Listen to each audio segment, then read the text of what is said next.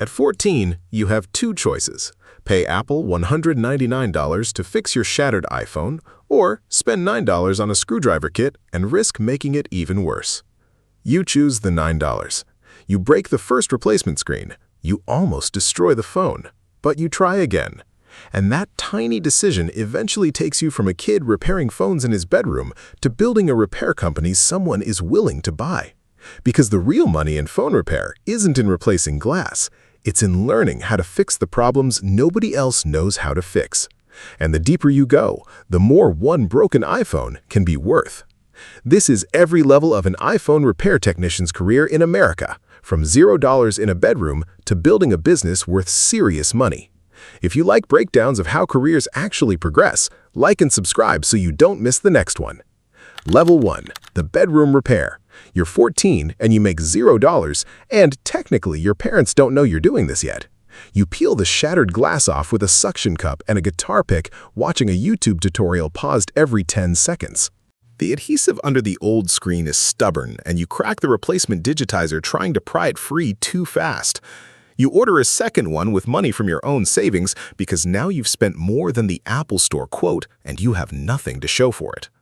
The second attempt goes slower. You heat the edges with a hairdryer to soften the glue. Work the pick around the frame patiently, and the old glass lifts clean.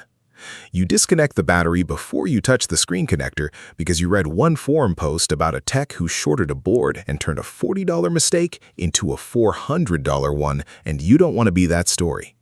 The new screen seats, the ribbon cables click home, and the phone powers on with a picture as clean as the day you bought it.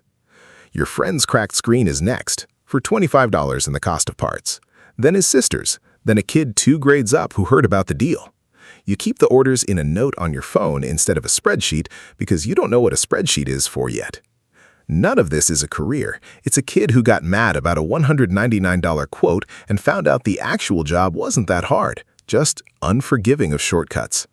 The real trade starts the day somebody hands you a phone you can't fix in your bedroom. Level 2. The Kiosk.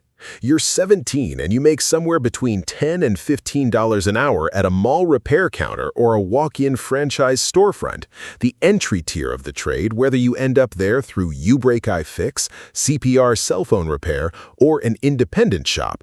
You're not troubleshooting anything complicated. You're swapping screens, batteries, and charging ports, the repairs that don't require touching the logic board, on a schedule where the manager wants each job done in under 30 minutes because the customer is standing at the counter waiting. You learn the difference between a battery that's swollen and one that's just old, and you learn to spot the swollen ones before you seal the case shut, because a swollen lithium battery under pressure is a fire risk, not a cosmetic issue. You crack a back glass panel on an expensive phone trying to remove it too fast with the wrong tool, and the shop eats the cost of a replacement panel out of the ticket price. You don't do that twice. You start using the heated separator plate instead of a hairdryer because the shop actually owns real equipment now, and precision replaces guesswork. A customer comes in furious because a competitor's screen repair killed their Face ID, and your manager explains that some cheap aftermarket screens strip the tiny sensor cable during removal. And now you understand why the shop pays more for OEM quality parts even though it eats the margin. You start clearing 40-50 tickets a week. The repetition builds real speed. But it caps your ceiling too, because glass and batteries are the repairs anyone can learn from a video. The real money in this trade lives inside the phone, on the board, and that's a different skill entirely. Level 3. The certified tech chasing real access. You're 21, and you're running into the wall every independent tech in this industry hits eventually.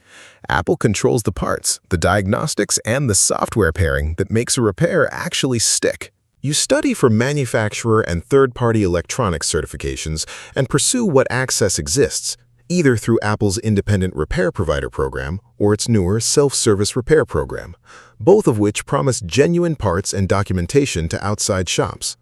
Louis Rossmann, who's run Rossmann Repair Group out of a shop specializing in board-level Mac repair since 2007, spent years publicly documenting how the earlier IRP program fell short of what independent techs actually needed: inventory restrictions and paperwork that made stocking parts difficult for a working shop. You watch his videos before you sign anything because the fine print matters more in this trade than the marketing does. You still land real work. A phone comes in that won't hold a cellular signal, and where the kiosk level fix would be replacing the whole logic board at full retail cost. You isolate the fault to a single failed RF component and start pricing out board-level rework instead. You don't have the equipment to do it yet. You send it out to a specialist and split the ticket. And watching that repair come back working teaches you more than a year of screen swaps did. You realize the ceiling on installing pre-made parts is a lot lower than the ceiling on actually understanding the board underneath them, and you start saving for a microscope. Level 4. The Board Level Specialist. You're 25 and you've bought the hot air rework station, the trinocular microscope, and the BGA reballing kit that separates a real repair shop from a part-swapping counter. Micro-soldering technicians average around $42,500 a year nationally, with top earners past $59,500, and the number climbs fast once you're the only person in your region who can bring back a phone with liquid damage on the board instead of just quoting a replacement. A customer's phone took a swim in a lake and won't power on. The kiosk-level answer is data recovery is impossible and the phone is dead. You pull it under the microscope and find corrosion bridging 2 pins near the charging IC, a short that's been drawing the battery dead every time it's plugged in. You clean the corrosion with isopropyl alcohol and a fiberglass pen. Meter out the short with a multimeter set to continuity and isolate it to a single component that's failed from a water exposure. You desolder it with the hot air station at a temperature low enough not to lift the neighboring components, replace it, and the phone boots for the first time in 3 weeks with every photo on it intact. The customer cries in your shop. That's the repair the kiosk tier tech 2 years ago couldn't have touched, and it's worth 10 times what a screen swap pays. You also learn the failure mode of this level. Overheat a board by a few degrees too many chasing one stubborn joint, and you can turn a $300 repair into a $900 liability because now you own the mistake. You start logging every repair with photos before and after, not for the customer, for yourself, in case you ever need to prove the board was already compromised before you touched it. Level 5. The Shop Owner. You're 30 and you finance your own storefront, either independent or under a franchise banner. Because the You Break It Fix franchise model alone runs a total investment between roughly $151,000 and $448,000 depending on size and location, and independents build the same overhead from scratch with more risk and more upside. You stop billing your own hours and start managing everyone else's. You hire a kiosk-level tech straight out of Level 2 and watch him crack his first back glass panel exactly the way you did. And you don't yell, you just make him slow down and use the heated plate. A supplier delay leaves you short on OEM screens during a busy back-to-school week. 6 new iPhones released, cracked screen volume spikes, and you're improvising with a backup vendor at a worse margin just to keep customers moving. You learn what every shop owner in this trade learns, that the diagnostic tech who can actually fix a board-level fault is worth more to your bottom line than 3 screen swap techs combined. Because that one repair keeps a $1,000 device out of the trash and keeps the customer coming back instead of walking into an Apple store. You start training your best tech on micro-soldering yourself, because losing him to a specialist competitor across town would cost you more than the training does. The margin on parts is thin. The margin on knowledge nobody else in a 50-mile radius has is where the real money sits. Level 6. The specialist who builds a name outside the shop. You're 35, and the reputation you built on hard repairs starts paying you in ways that have nothing to do with a repair ticket. You start posting the boards you fix, the corrosion you trace, the shorts you isolate, because customers who see the process trust the diagnosis more than a stranger just telling them the phone is dead. Rossmann built exactly this path at scale, turning documented board-level repairs into a YouTube channel with over 2.5 million subscribers and using that platform to push right-to-repair legislation in state houses across the country. More than half the states in the nation introduced some form of repair access legislation as the movement built momentum through the 2020s.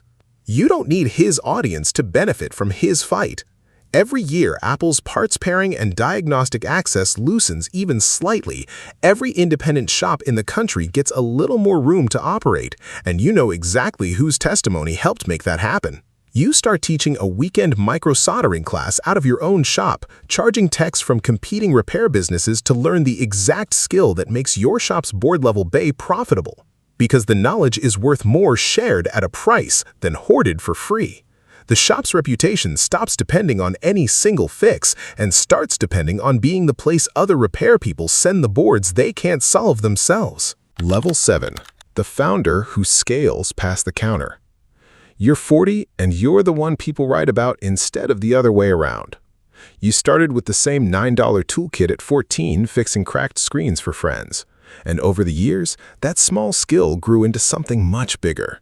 You opened your first repair shop, then a second, then a third, until you had 3 locations serving customers across your region.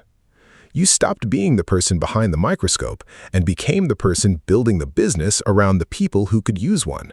You hired technicians, trained them in board-level repair, built relationships with suppliers, and created systems that let every shop handle repairs without you standing behind the counter.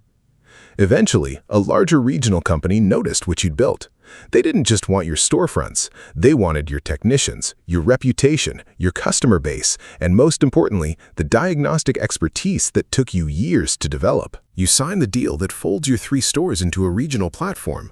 You stay on to train the technicians who take over your board-level bay, passing on the same knowledge that started with a broken iPhone and a $9 toolkit. Here's the part nobody tells you at 14, standing over a shattered iPhone screen with a $9 screwdriver kit. The entire trade runs on one gap that never closes: what a broken device actually costs to fix, and what a company that sold you the device would rather charge you to replace it instead. Every level of this career is just a deeper answer to the same question that started it all. Can this actually be repaired, and is it worth more to fix it than to throw it away?